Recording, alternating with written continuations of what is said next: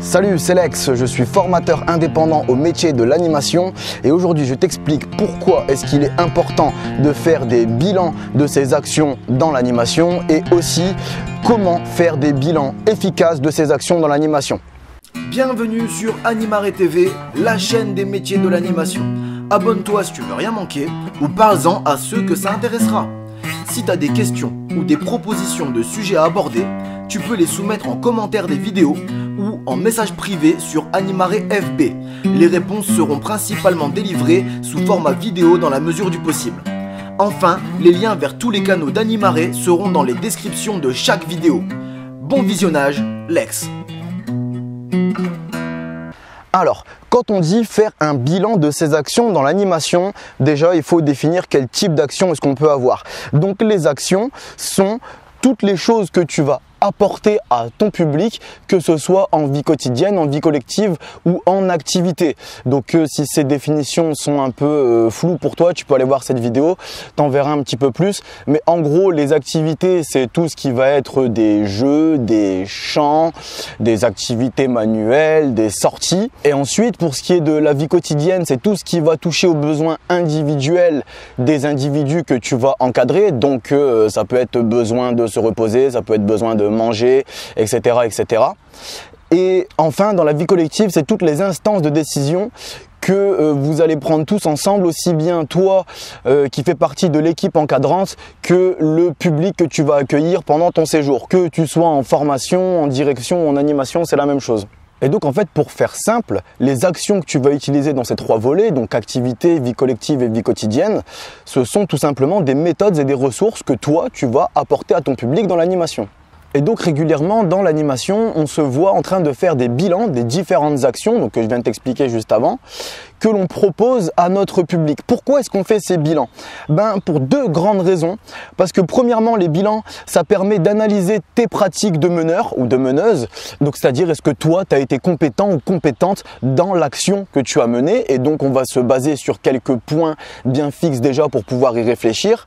Et les bilans servent aussi à catégoriser le public et les conditions auxquelles on va apporter notre action. Oui, parce que selon le type d'action que tu vas proposer, tu vas te rendre compte que tu ne pourras pas tout le temps la reposer à tous les coups avec n'importe quel public. Ce qu'il faut après, c'est savoir quelle action correspond à quel public ou alors quelle action ne correspond pas à quel public. Et si on veut vraiment l'apporter à un public auquel elle ne correspond pas, il va falloir l'adapter. Et donc c'est important, c'est aussi pour ça qu'on fait les bilans. Maintenant, qu'est-ce qu'on met dans un bilan ? Donc moi ici, je vais te proposer les bilans que j'utilise moi-même, donc les bilans véhiculés par Animare. Donc dans un bilan, moi la première chose que je mets, c'est quel est le sens ou qu'est-ce que développe l'action que je viens d'apporter ou que je compte apporter à mon public. Pourquoi? Parce que tu le veuilles ou non, chaque action que tu vas proposer à ton public va soit délivrer un message à ton public, soit lui faire développer quelque chose que ce soit psychologique ou physique, ou alors ça va lui donner des règles d'éducation ou des moyens d'émancipation. Que tu le veuilles ou non, il y aura au moins une de ces quatre catégories dans chaque action que tu proposeras à ton public. Tant qu'à faire, autant y réfléchir et savoir pourquoi est-ce qu'on le fait. Ensuite, la deuxième chose qu'on fait, c'est qu'on va parler des âges. C'est-à-dire à partir de quel âge est-ce que je peux proposer cette action à mon public. Et pour savoir à partir de quel âge est-ce que je peux proposer mon action, c'est pas compliqué. Il suffit juste de se dire de quoi est-ce que le public a besoin d'être capable de faire pour réaliser l'action que je vais lui proposer. Et donc là en fait tu vas vite voir que selon ce qu'on a besoin ou pas de faire, les âges vont très vite changer. Par exemple, avant 6 ans, c'est très compliqué de faire de la notion de groupe ou de stratégie ou de collectivité dans une action. Pourquoi? Parce que les jeunes sont beaucoup trop individualistes avant 6 ans. Maintenant, si c'est un peu flou ce que je suis en train de te dire ou que tu as besoin d'un peu plus de concret ou d'appui sur ce que je suis en train de te dire sur les âges, n'hésite pas à aller voir cette playlist de vidéos où je redéfinis les caractéristiques caractéristiques et besoins des différentes tranches d'âge. Tu trouveras beaucoup de réponses à tes questions. Mais donc je te disais, ouais, avant 6 ans, ça va être compliqué de faire la notion de groupe avec les jeunes.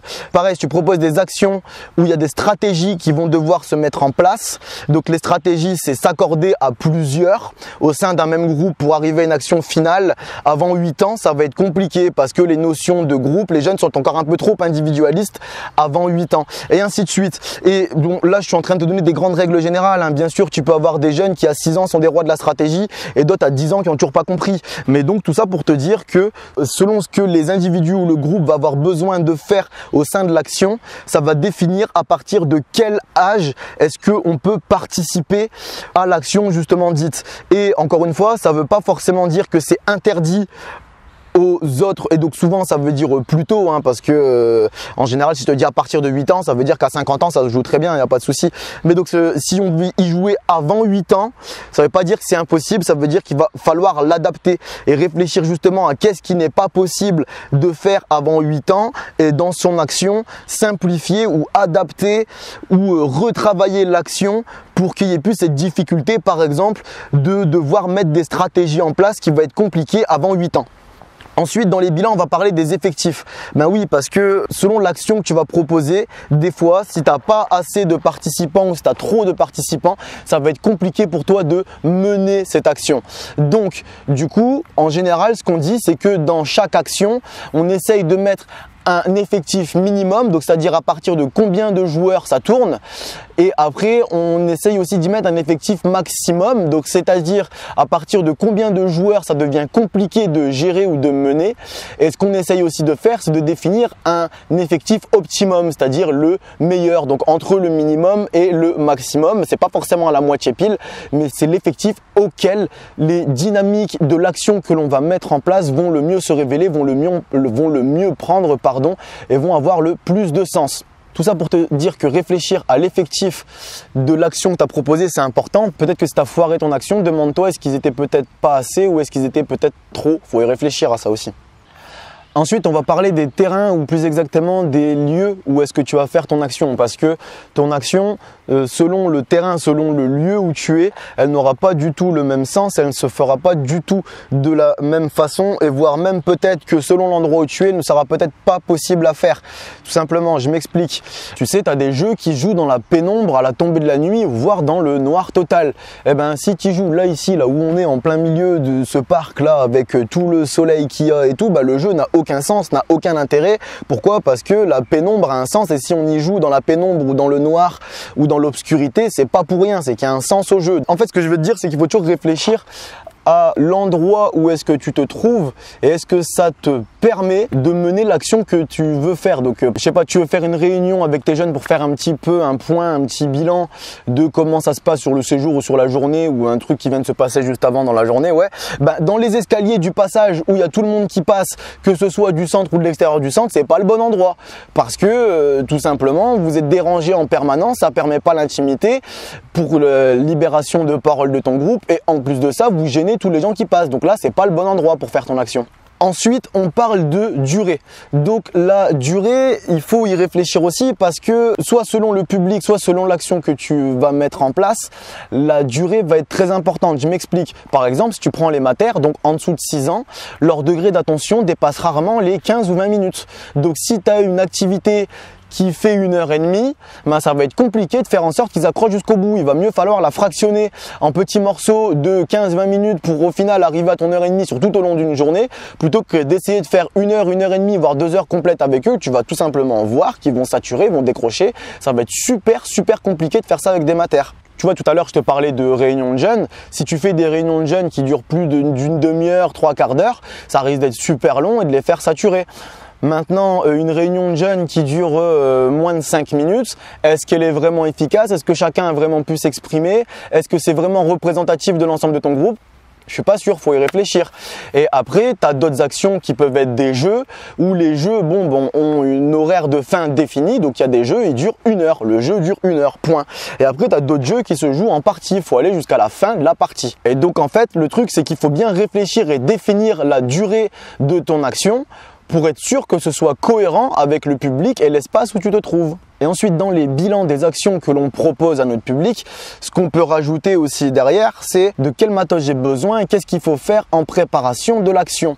Pourquoi? Parce que tu as des actions qui vont te demander zéro matos, zéro prépa, et tu as d'autres actions qui vont te demander soit du matériel à profusion, soit pas forcément beaucoup de matériel, mais de passer pas mal de temps à préparer le matériel à utiliser.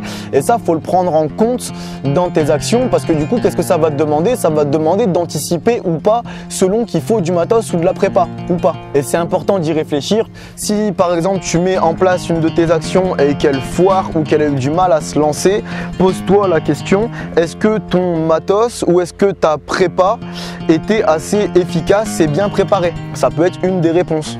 Enfin voilà, ça c'est ce que tu es censé retrouver dans un bilan d'action, que ce soit d'action d'activité, que ce soit d'action de vie collective ou que ce soit d'action de vie quotidienne.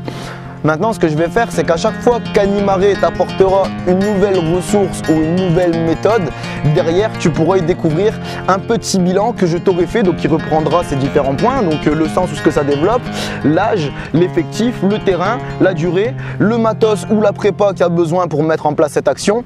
Et ce que je vais faire dans les bilans d'Animaré, c'est que je vais te rajouter quelques conseils que moi je trouve important de te donner pour mieux réaliser soit la prépa, soit le lancement, soit le déroulement de l'action que tu seras en train de vivre ou en train de préparer ou en train de proposer à ton public. En tout cas, je te rappelle que les bilans servent à analyser et à améliorer ses propres pratiques de meneur, et aussi ça sert à être plus cohérent, plus efficace et plus efficient avec le public que l'on va encadrer. Ne l'oublie pas, les jeunes comptent sur toi et moi aussi. Si cette vidéo t'a paru utile, abonne-toi ou parle-en à ceux que ça intéressera. En attendant la prochaine vidéo, n'hésite pas à aller faire un tour sur Animaré FB ou sur la médiathèque Animaré. A bientôt, Lex.